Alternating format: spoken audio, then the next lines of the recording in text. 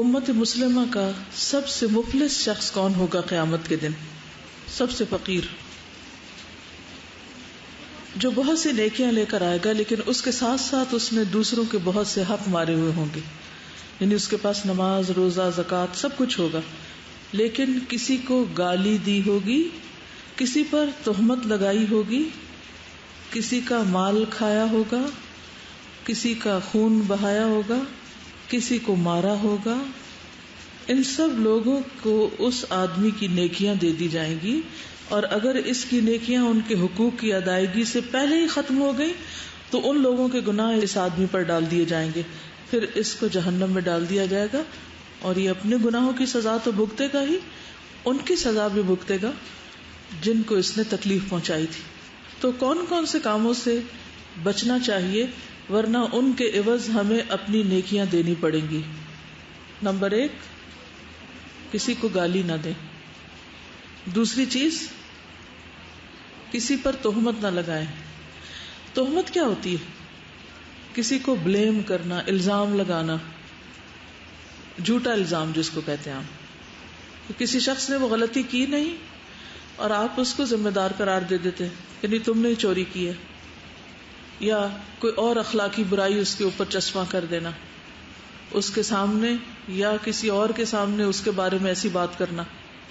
اور تیسری چیز، کسی کا مال کھانا، کسی کا مال چوری کرنا. تو جو شخص کسی کا روپیہ پیسہ یا کوئی چیز چراتا ہے تو قیامت کے دن وہ چیز تو ختم ہو چکی ہوگی، اس کے پاس نہیں ہوگی، اب واپس تو کرنی ہے اسے جس کی ناجائز طریقے پر وہ چیز اس نے لی. تو اب کیا کرنا پڑے گا؟ کس طرح بدلہ دیا جائے گا؟ اس کی نیکیوں سے. یعنی اس کی جو بھی ویلیو ہوگی وہ اس کے ایکول نیکیاں اس شخص کو اس کے اعمال نامے سے نکال کے دے دی جائیں گی. تو اس لیے انسان کسی کا مال چوری کرنا تو دور کی بات، شک بھی پڑ جائے کہ یہ ہماری چیز نہیں تو اس کو بھی چھوڑ دیں. بعض اوقات ایسا ہوتا ہے نا کہ پین ملتے جلتے ہوتے ہیں. اب آپ کا جو تھا اور آپ اسے اچھی طرح پہچانتے وہ تو نہیں، لیکن اس سے ملتا جلتا رکھا ہوا، تو آپ کہتے ہیں میرا اس نے اٹھا لیا ہوگا، چلو میں اس کا لے جاؤں. تو ہو سکتا ہے اس نے نہ اٹھایا ہو جس کا آپ اٹھا رہے ہیں. تو شک والی چیز سے بھی بچنا چاہیے. کسی کا خون بہایا ہوگا. خون بہانے کی کیا قسمیں ہیں؟ مثلا خون کیسے بہاتے؟ قتل تو سارا ہی خون بہانا ہے نا، لیکن اس سے چھوٹے چھوٹے خون بہانا، مثلا کسی کو ایسی مارنا، کسی کا دانت توڑ دینا فار ایگزامپل، کسی کو کوئی اور چوٹ لگانا کہ جس کی وجہ سے اس کا خون بہنے لگے. تو والجروح قصاص، تو زخمی کرنے سے جو خون بہتا ہے وہ بھی، اور پھر پورا قتل بھی، دونوں چیزیں اس میں آتی. کسی کو مارا ہوگا، مثلا کیسے مارتے ہیں؟ کیا مارنا؟ تھپڑ مارنا، پتھر مارنا، ڈنڈا مارنا، اور کوہنیاں مارنا، جان بوجھ کے دھکے مارنا، یہ سب آتا ہے نا. اسے پھر مارنے سے تو بہت سے جملے بنتے ہیں. تو ان سب لوگوں کو اس آدمی کی نیکیاں دے دی جائیں گی جو دنیا میں دوسروں کو یہ ساری اذیتیں یا ان میں سے کوئی ایک یا دو یا سب دیتا رہا. تو ہمیں کیسا مسلمان بننا ہے؟ یاد رکھیے کہ یہ کسی کافر، مشرک، منافق کی بات نہیں ہو رہی. یہ کس کی بات ہو رہی ہے؟ قیامت کے دن میری امت کا مفلس آدمی وہ ہوگا. نبی صلی اللہ علیہ وسلم کی امت کے مفلس کی بات ہو رہی ہے. تو ہم ان میں سے کوئی کام کر کے کسی دھوکے کا شکار نہ ہوں کہ ہم تو آپ کی امت ہیں اس لیے ہمیں تو آگے پار کرا ہی دیا جائے گا، چاہے ہم جو مرضی چوری ڈاکہ غصب کرتے رہے. ہم نے تو لا الہ الا اللہ پڑھ رکھا ہے اس لیے کوئی فرق نہیں پڑتا. یاد رہے گی یہ حدیث. ایک اور حدیث ہے، رسول اللہ صلی اللہ علیہ وسلم نے ارشاد فرمایا، مجاہدین کی عورتوں کی حرمت اور عزت گھروں میں رہنے والوں کے لیے ایسی ہے جیسے ان کی ماؤں کی عزت ہے. کوئی آدمی گھر میں رہنے والوں میں سے ایسا نہیں جو مجاہدین کے کسی آدمی کے گھر میں اس کے بعد نگرانی کرنے والا ہو، پھر ان میں خیانت کا مرتکب ہو کہ اسے قیامت کے دن کھڑا نہ کیا جائے، پھر وہ مجاہد اس کے اعمال میں سے جو چاہے گا لے لے گا. اب تمہارا کیا خیال ہے؟ یعنی ایک شخص اللہ کی راہ میں نکلا ہے اور اس کے پیچھے اس کے بیوی بچے اکیلے ہیں، تو کوئی اور شخص ان کے مال میں سے کچھ ہتھیار لیتا ہے، وہ شخص مثلاً وہیں شہید ہو جاتا ہے یا سالوں سال واپس نہیں آتا، اور پیچھے اس کے بیوی بچے یا اس کا جو مال متاع ہے یا کوئی زمین ہے یا کوئی بزنس ہے اس کو کوئی شخص ہتھیا لیتا ہے، تو قیامت کے دن کیا کیا جائے گا؟ اس کے اعمال میں سے اس مجاہد کو چوائس دی جائے گی کہ آپ جو چاہیں اس میں سے لے لیں.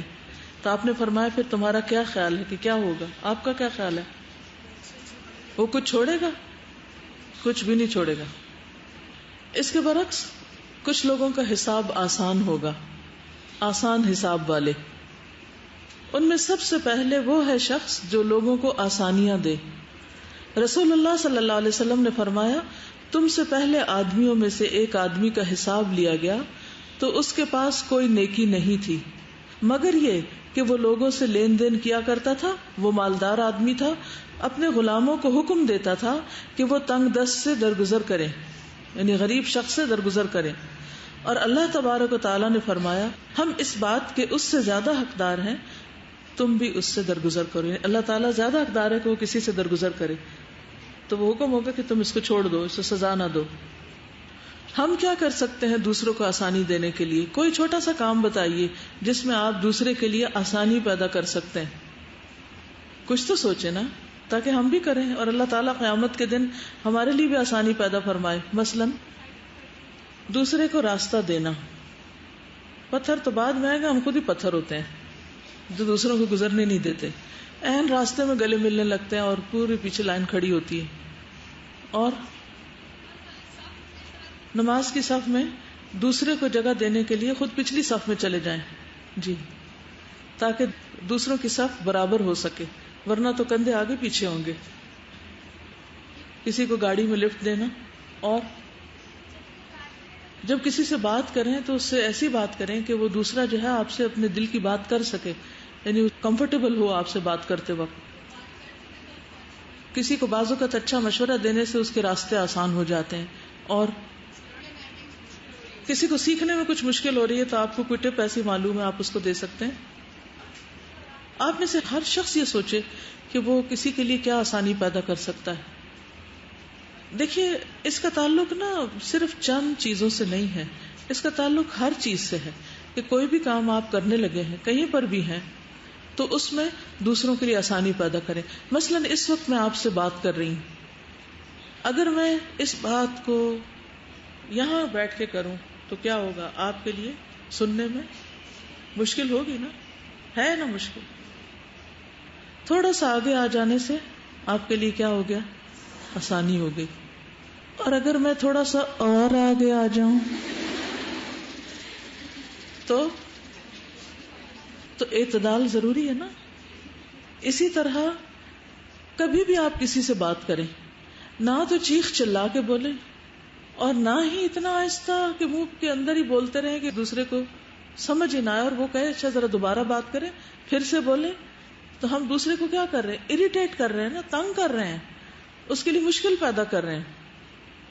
ایک اور چیز، اس وقت آپ مشکل میں بیٹھے ہوئے ہیں گرمی میں، تو مجھے کیا کرنا چاہیے؟ آپ سب کو یہاں سے چھٹی دے دینی چاہیے، تو آسانی ہو جائے گی نا سب کے لیے. آپ جا کے گھر لیٹ جائیں گے، آرام کریں گے. یا اس میں بھی آپ کے لیے کوئی آسانی ہے جو اس وقت آپ سیکھ رہے ہیں، اس سے بھی آسانی ہو رہی ہے. دین کا ایک کانسیپٹ سمجھنے میں ہمیں آسانی مل رہی ہے اس وقت، کیونکہ کچھ آسانیاں حسی ہوتی ہیں اور کچھ آسانیاں مانوی ہوتی ہیں. ٹھیک ہے نا. اور ایک اور چیز بھی یاد رکھیے، ان مع العسر یسرا، تنگی کے ساتھ آسانی. تو کچھ جگہیں ایسی ہوتی ہیں کہ جن پہ دوسرا چڑھ نہیں سکتا، تو اس کو چڑھنے میں مدد دے کے وہ اس کو ہو رہی ہے مشکل، لیکن آپ کہتے نہیں چڑھو چڑھو چڑھو اور چڑھا دیتے ہیں آپ، اب وہ اس کے لیے آسانی ہو گئی. تو بیچ میں مشکل سے وہ گزرا ہے، آپ اس کو مشکل نہیں دے رہے، آپ اس کے لیے کیا کر رہے ہیں؟ الٹیمیٹلی اینڈ دیکھنا پڑے گا کہ وہاں کیا ہے. اور اگر اس وقت میں آپ کو چھٹی دے دوں اور آپ کیفیٹیریا میں چلے جائیں تو اس کا اینڈ کیا ہے؟ آسانی. کیا میں آپ کو آسانی دے رہی؟ نہیں، آپ کے لیے مشکل پیدا کر رہی ہوں. اصل میں مشکل پیدا کرنے کا مطلب یہ ہوتا ہے کہ دوسرے کو تنگ کیا جائے، اس کے اوپر ایسی مشقت ڈال دی جائے جو اس کے بس سے باہر ہو، کام جو وہ کر نہ سکے. مثلاً ہم ڈاکٹر کے پاس ہیں، ہم دیکھتے ہیں کہ ہمارے پیچھے والا شخص کرا رہا ہے، کھڑا نہیں ہو پا رہا ہے، یا کوئی بزرگ ہے، بوڑھا ہے، آپ اپنی ٹرن اس کو دے دیتے ہیں. آپ بس میں سوار ہوئے ہیں اور وہاں پر آپ دیکھتے ہیں کہ کوئی شخص آپ سے عمر میں زیادہ ہے، وہ کھڑا نہیں ہو پا رہا، آپ اس کو جگہ دے دیتے ہیں، آپ اٹھ جاتے ہیں. یہ ہے آسانیاں دینا. ٹھیک ہے، تو ہم سب اپنے مزاج کے اندر یہ چیز پیدا کریں کہ ہم کہاں دوسرے کے لیے سہولت پیدا کر سکتے ہیں. تو قیامت کے دن اللہ تعالیٰ ایسے لوگوں کے لیے بھی سہولت پیدا کر دے گا. یسروا ولا تعسروا.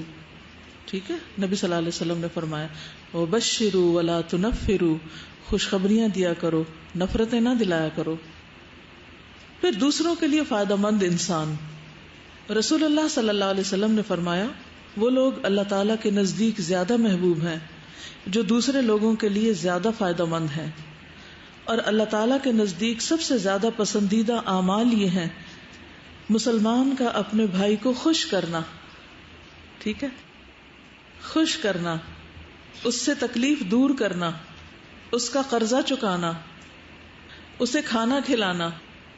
پھر فرمایا مجھے کسی بھائی کی ضرورت پوری کرنے کے لیے اس کے ساتھ چلنا اس مسجد میں یعنی مسجد نبوی میں 1 مہینہ اعتکاف کرنے سے زیادہ محبوب ہے کہ میں کسی مشکل میں مبتلا شخص کے ساتھ جا کر اس کی ہیلپ کروں.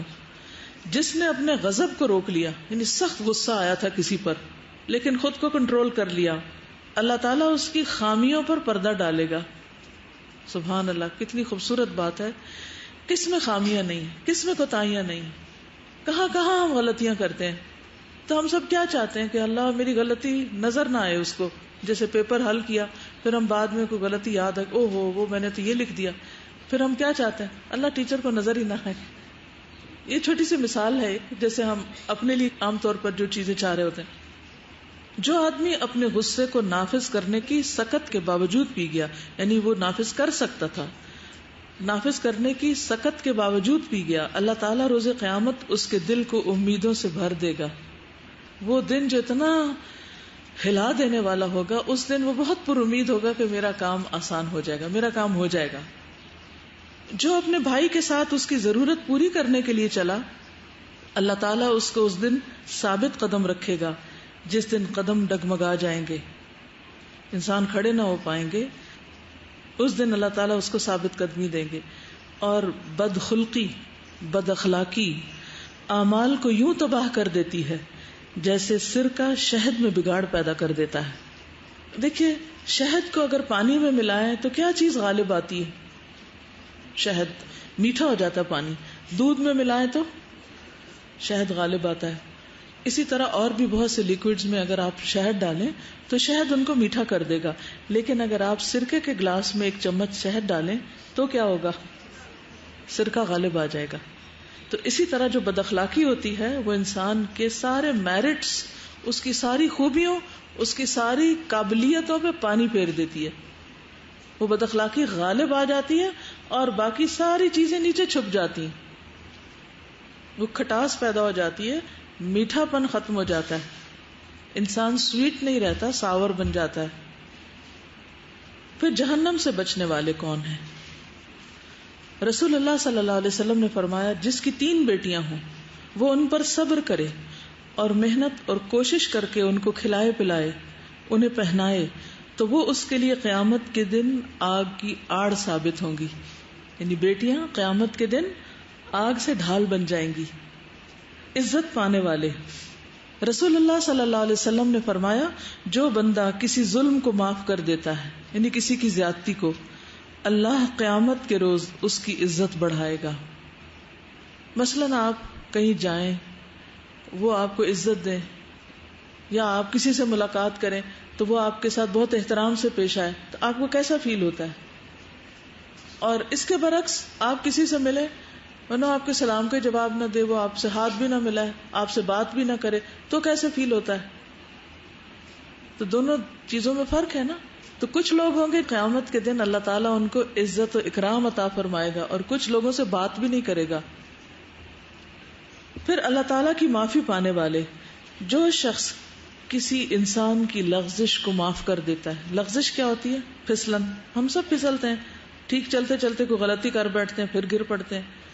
اللہ تعالیٰ قیامت کے دن اسے معاف فرما دیں گے. سودا واپس لینے والے دکاندار کی معافی. جس نے اپنے بھائی سے سودا واپس کر لیا، بزنس میں ہوتا ہے نا، آپ چیز لے جائیں، پیسے لیں، پھر 2 دن بعد کوئی آ جائے، نہیں مجھے نہیں یہ چاہیے، آپ میرے پیسے واپس کریں، تو آپ کہیں نہیں اب ڈیل ہو چکی، اب نہیں واپس ہو سکتے. اور اسلامی لحاظ سے اگر دکاندار واپس نہ کرے تو اس کو اجازت ہے. حدیث میں آتا ہے البیعان بالخیار ما لم یتفرقا. خرید و فروخت کرنے والے، انہیں سودا خریدنے بیچنے والے دونوں کو اختیار ہے کہ وہ اپنا سودا واپس کر دیں، ما لم یتفرقا، جب تک وہ ایک دوسرے سے الگ نہ ہو، یعنی خریدنے والا گھر نہ چلا جائے اور دکاندار بھی اسی طرح الگ نہ ہو جائے. لیکن اگر الگ ہونے کے بعد پھر وہ واپس آ کر اپنا سودا واپس کرتا ہے، خریدی ہوئی چیز، اور دکاندار کہتا ہے اچھا کوئی بات نہیں، یہ لو پیسے، تو اس سے بہت بڑا بوجھ ہٹ جاتا ہے. کیونکہ بعض اوقات ہم چیزیں خرید کے پچھتاتے بھی ہیں، کیا ضرورت تھی اس کے لینے کی، یا پسند نہیں آتی، یا کوئی بھی وجہ ہوتی، یا اس سے سستی کہیں اور مل رہی ہوتی، تو ہم کہتے ہیں ہاں یہ پہلی واپس ہو جائے نا کسی طرح. تو جو واپس کر لے اس کا اتنا بڑا اجر ہے کہ قیامت کے دن اللہ تعالیٰ اس کی غلطیوں کو معاف کر دیں گے. پھر اللہ کی رحمت پانے والے، رسول اللہ صلی اللہ علیہ وسلم نے فرمایا جو چڑیا کو ذبح کرتے ہوئے اس پر رحم کرے گا، قیامت کے دن اللہ تعالیٰ اس پر رحم کرے گا. آپ میں سے کسی نے چڑیا ذبح کی ہے؟ کسی نے بھی نہیں کی. اللہ اکبر. آپ سب کو ذبح کرنی آنی چاہیے، ورنہ تو آپ رحم کر ہی نہیں سکتے چڑیا پر. جب پنکھے چلتے ہیں تو عام طور پر کیا ہوتا ہے، ایک دم چڑیا آتی ہے اور گر جاتی ہے اور تڑپنے پھڑکنے لگتی ہے، تو آپ کا کیا فرض بنتا ہے، کیا کریں اب اس پر؟ چھوڑ دیں پھڑکنے کے لیے، اٹھا کے بن میں پھینکا ہے؟ کیا کریں؟ ذبح کر لیں اس کو. ذبح کرنے سے کیا ہوگا، اس کی جان جلدی نکل جائے گی اور وہ سکون میں آ جائے گی. اور ذبح کا جو اسلامی طریقہ ہے اس سے جانور کو زیادہ تکلیف بھی نہیں ہوتی. اب کیسے سکھائیں آپ کو ذبح کرنا؟ جانور کے گلے میں ایک جگہ ہوتی ہے کہ جس کے پار چھری پھیرنی ہوتی ہے، ٹھیک، اس سے اوپر نہیں، اس سے نیچے. تو وہ ایک مخصوص علامت ہوتی ہے، گلے کے اندر گلٹیاں سی ہوتی ہیں، تو اس کو سامنے رکھ کر.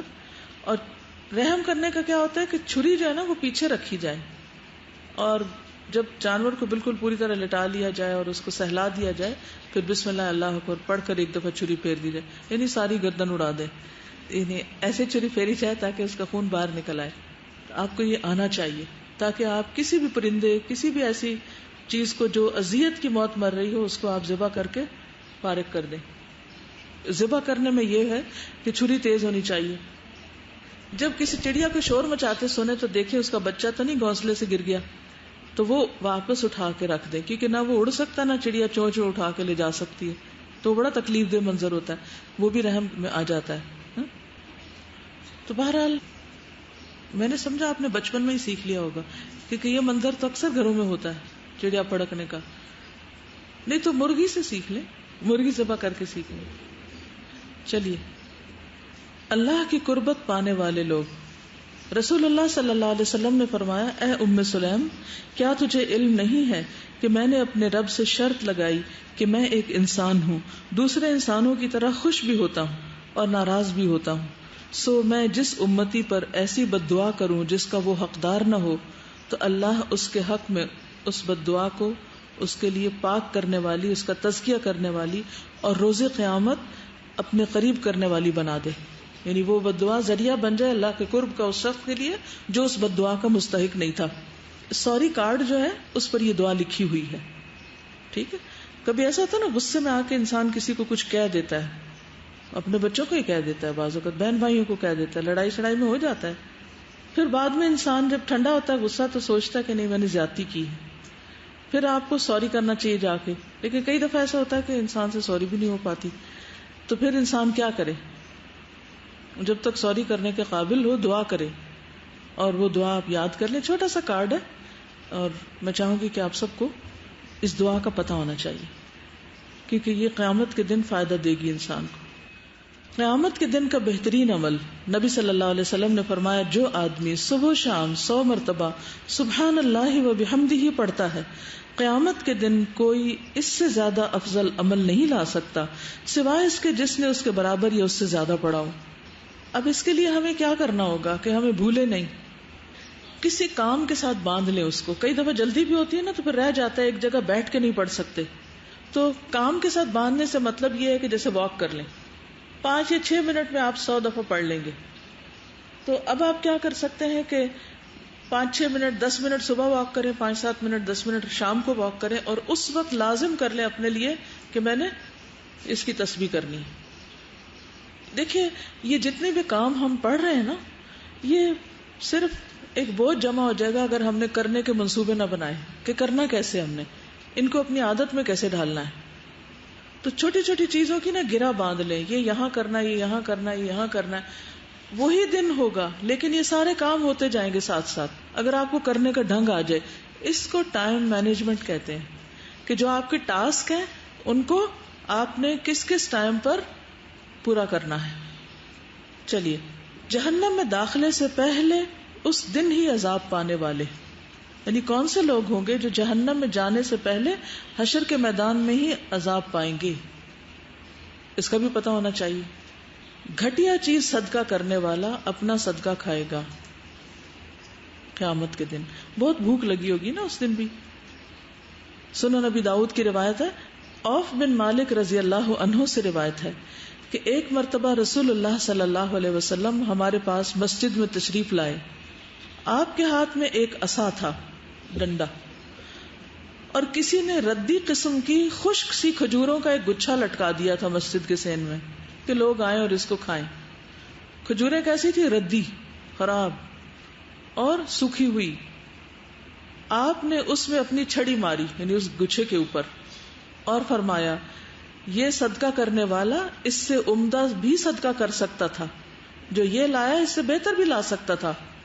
اور فرمایا یہ صدقہ دینے والا قیامت کے دن ردی کھجورے ہی کھائے گا, کیونکہ جو سزا ہوتی ہے نا وہ عمل ہی کی جزا ہوتی ہے, وہ عمل سے مماثلت رکھتی ہے. جیسا عمل ویسی جزا. کما تدینو تدانو, دین کا معنی ہی یہی ہے, عمل اور جزا. تو جتنی بھی سزائیں ہیں ان میں آپ دیکھیں گے کہ جیسا عمل ہوتا ہے اس سے ملتی جلتی سزا ہوتی ہے, وہ اس کا حصہ ہوتا ہے. مثلا مجاہد کے گھر سے کچھ لینے والے کے اعمال میں سے مجاہد کو کہا جائے گا تم لے لو یہاں سے. تو اسی طرح یہاں پر آپ دیکھیے کہ جو گھٹیا چیزیں صدقہ کرے وہ پھر گھٹیا ہی کھائے گا, کیونکہ ہم جو کچھ بھی دے رہے ہوتے ہیں اللہ کے نام پر وہ دراصل کس کو دے رہے ہوتے ہیں. کل بھی بات ہوئی تھی نا,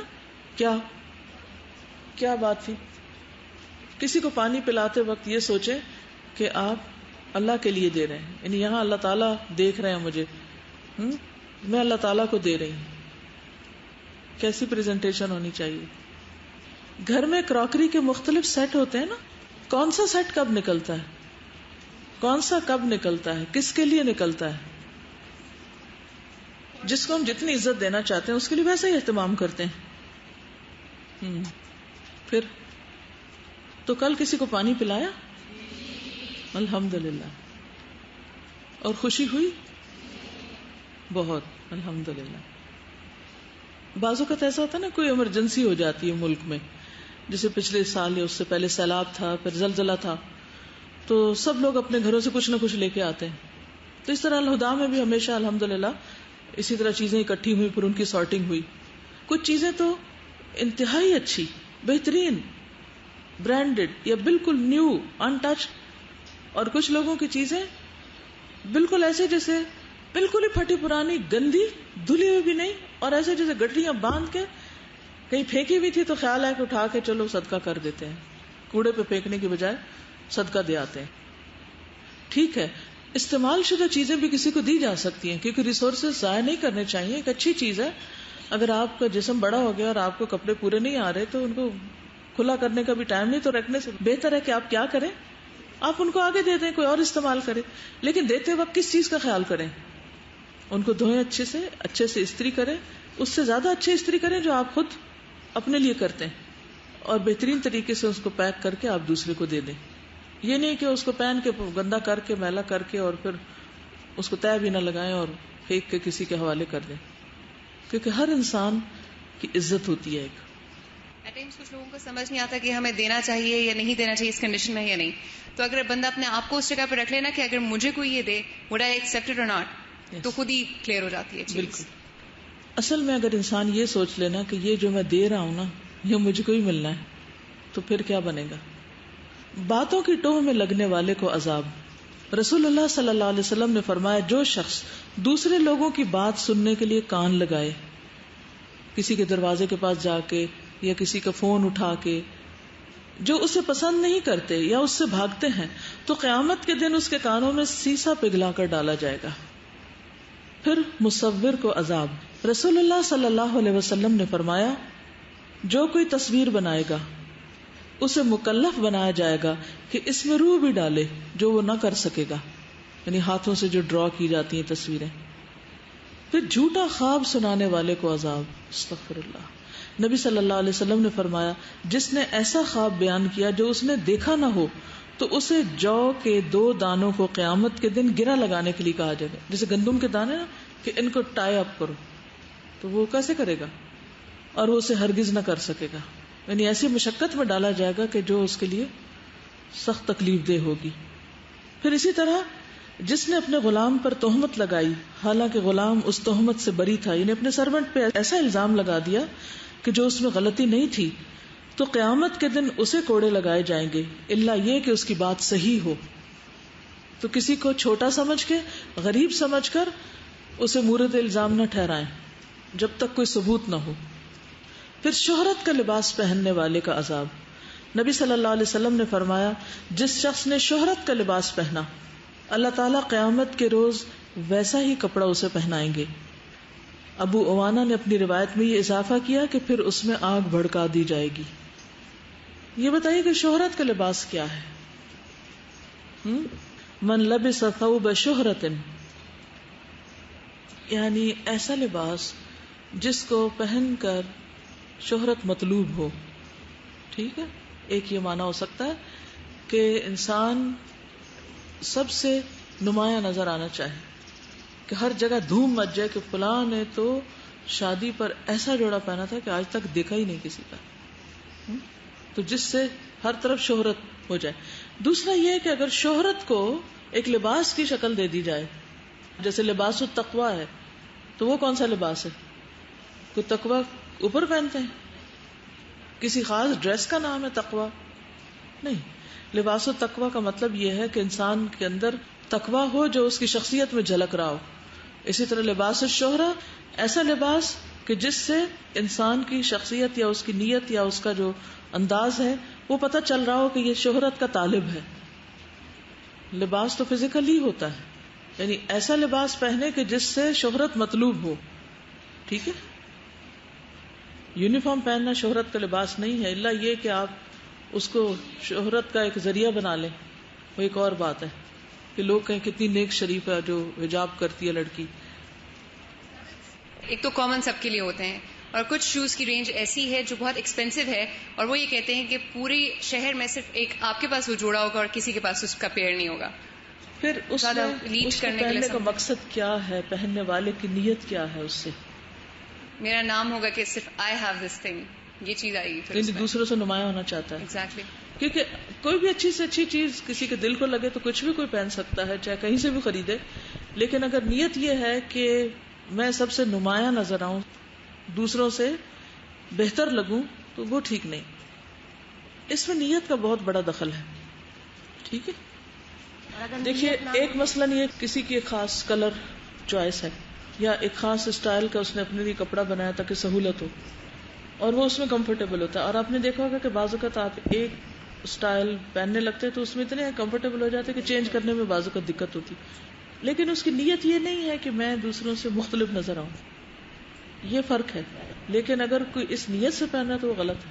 یعنی کوئی بھی ایسا اسٹائل اختیار کرنا کہ وہ اسی کے لیے مشہور ہو جائے کہ یہ فلاں کا اسٹائل ہے. معمولی چیزیں روکنے والے پر گنجے سانپ کا مسلط ہونا. قرآن مجید میں کوئی آیت بتائیے جو معمولی چیزیں روکنے والے کی سزا کے لیے بتائی گئی ہے. ویل للمصلین الذین هم عن صلاتهم ساہون الذین هم یراؤون ویمنعون الماعون. دکھاوا کرتے ہیں اور ضرورت پڑنے کی چھوٹی سی چیز بھی نہیں دیتے. تو یہاں بھی اس کی بات ہو رہی ہے دکھاوے کے بعد. رسول اللہ صلی اللہ علیہ وسلم نے فرمایا جب کوئی رشتہ دار اپنے کسی قریبی رشتہ دار کے پاس جا کر کسی زائد چیز کا سوال کرتا ہے جو اللہ نے اس کو دی ہوتی، مثلا اس کا ایک کھیت ہے، اب کھیت ہے اس کا اور وہ اس کا بزنس بھی ہے، اس نے اس میں سے بیچا بھی، اس میں سے خود گھر کے لیے بھی رکھا، تو اس کو ایک حصہ رشتہ داروں کے لیے بھی رکھنا چاہیے. ٹھیک ہے نا. اب جب وہ رشتہ داروں کے لیے آپ رکھتے ہیں تو یہ ایک بہترین صدقہ ہے. لیکن اگر کوئی شخص سارے کا سارا بیچ ڈالتا ہے، جیسے وہ باغ والوں کا قصہ ہے، پڑھا ہے نا باغ والوں کا قصہ، کیا کیا تھا انہوں نے کہا تھا کوئی مسکین نہ آنے پائے، کسی کو نہیں دینا ہم نے، ہمارا باپ تو بے وقوف آدمی تھا، اتنا بڑا باغ اور اس میں سے کچھ کمائی نہیں کرتا تھا. اچھا اب کیا ہے کہ دنیا میں وہ شخص اس رشتہ دار کے پاس جاتا ہے، ایک رشتہ دار دوسرے کے پاس جاتا ہے اور کہتا ہے کہ اللہ نے تمہیں اتنی زمینیں دی ہوئی ہیں اور اتنا اناج ہے تمہارے پاس، اور میرے لیے زندگی بڑی مشکل ہو رہی ہے، تھوڑی سی مجھے بھی تم مصر سے دے دو. تو وہ کہے جاؤ جاؤ میرے پاس کچھ نہیں. یا وہ اس طرح اپنا پھل اور ہر چیز سمیٹے کہ کسی کو دکھے ہی نہ، نظر ہی نہ آئے، دے ہی نہ. تو ایسے کنجوس آدمی کے لیے قیامت کے دن جہنم سے سانپ نکالا جائے گا جو اپنی زبان نکالے ہوئے ہوگا، جسے شجاع کہتے ہوں گے، یعنی سانپ کا نام ہے. اسے ایسے آدمی کا طوق بنا دیا جائے گا، یعنی جو بخیل ہوگا، جو دوسرے رشتہ دار پہ خرچ نہیں کرتا، کیونکہ انسان کے مال میں اس کے رشتہ داروں کا بھی حق ہوتا ہے.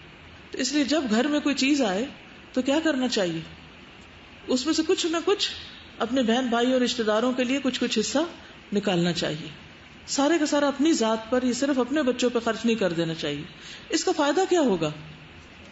صلہ رحمی اور تعلقات اچھے ہوں گے، نفرتیں ختم ہوگی، چیز میں برکت ہوگی، سکون ہوگا. صدقہ کرنے سے جتنا سکون ملتا ہے شاید ہی کسی اور چیز سے ملتا ہو. دینے سے جتنی خوشی ملتی ہے اتنی لینے سے نہیں ملتی. اس کا رزق اور عمر بڑھا دی جاتی. آپ جو دیں گے اللہ تعالیٰ اس کے پیچھے اور لے آئے گا، اس سے بہتر لے آئے گا. تو بخل نہ کریں. اور پھر بڑی بات ہے کہ اللہ کے لیے دے رہے ہیں. لیکن اگر کبھی ایسا بھی ہوتا ہے، سورۃ بنی اسرائیل میں آتا ہے وَإِمَّا تُعْرِضَنَّ عَنْهُمْ ابْتِغَاءَ رَحْمَةِ رَبِّكَ تَرْجُوهَا فَقُلْ لَهُمْ قَوْلًا مَيْسُورًا. کبھی ایسا ہوتا ہے کہ انسان کے پاس ہوتا ہی نہیں اور دوسرا سمجھتا ہے اس کے پاس بہت کچھ ہے. مثلا آپ نے اپنی کھیت میں سے صرف بیج رکھا ہوا ہے، اب وہ آپ دوبارہ ڈالیں گے تو پھر اگے گی. اب کوئی آتا ہے تو کہتے ہیں بیج ہی مجھے دے دو. اب کیا ہے اس صورت میں؟ قُلْ لَهُمْ قَوْلًا مَيْسُورًا. آسانی نرمی سے بات کر کے سمجھا دو، ڈانٹ ڈپٹ نہیں، غصہ نہیں، ری ایکشن نہیں. پھر جنت کی خوشبو اور ہوا سے محرومی.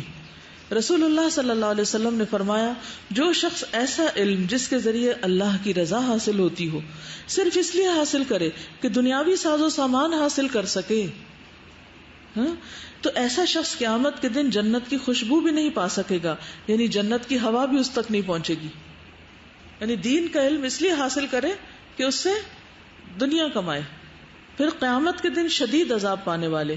رسول اللہ صلی اللہ علیہ وسلم نے فرمایا سب سے زیادہ سخت عذاب اس کو ہوگا جس نے کسی نبی کو قتل کیا، یا اس نے کسی نبی کو شہید کیا، یا گمراہی کا پیشوا ہو، یا لاشوں کا مسئلہ کرنے والا. پھر جو لوگ دنیا میں انسانوں کو سخت سزائیں دیتے ہیں قیامت کے دن ان کو بھی سخت سزائیں دی جائیں گی.